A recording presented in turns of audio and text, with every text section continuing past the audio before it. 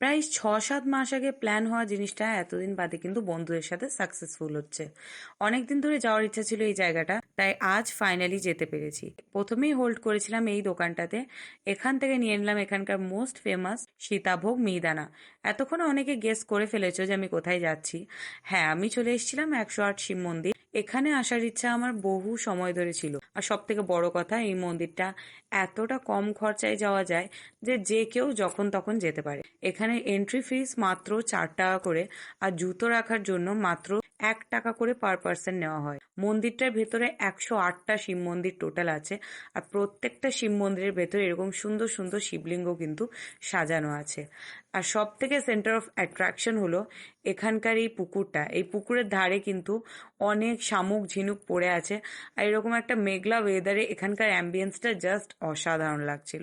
আর তার থেকেও বড় কথা, এই পুকুরে কিন্তু অজস্র মাছ আছে। মানে এত মাছ আমি একসাথে কোনো দিন দেখিনি। এই মাছগুলো একদম পায়ের কাছে এসে সুরসুরি দিয়ে যাচ্ছে। আমার তো ভয় লাগছিল আমার পায়ে চাপা পড়ে কেউ মরে না যায়। বাট সব থেকে বড় কথা হচ্ছে এটা, এই মন্দিরের সৌন্দর্যের সাথে আজ অব্দি কোনো মন্দিরের সৌন্দর্যকে কিন্তু আমি কম্পেয়ার করতে পারবো না। অনেক জায়গায় ঘুরেছি, বাট এই মন্দিরটাতে যত এগোচ্ছি নতুন নতুন জিনিস দেখতে পাচ্ছি। যেমন এই বিষ্ণুদেবের মূর্তি। আর শুধু তাই নয়, এখানে কিন্তু রাম, সীতা আর আমাদের বজরংবলীরও একটা মূর্তি করা ছিল। আর এই মন্দিরের একদম শেষ ভাগে আছে কিন্তু মানত নন্দী পার্ক। এটা শুধুমাত্র নন্দী মহারাজের জন্য স্পেশালি করা হয়েছে, যেখানে নন্দী মহারাজের কানে কিন্তু অনেকজন নিজের মনের মনস্কামনাগুলো বলছিল।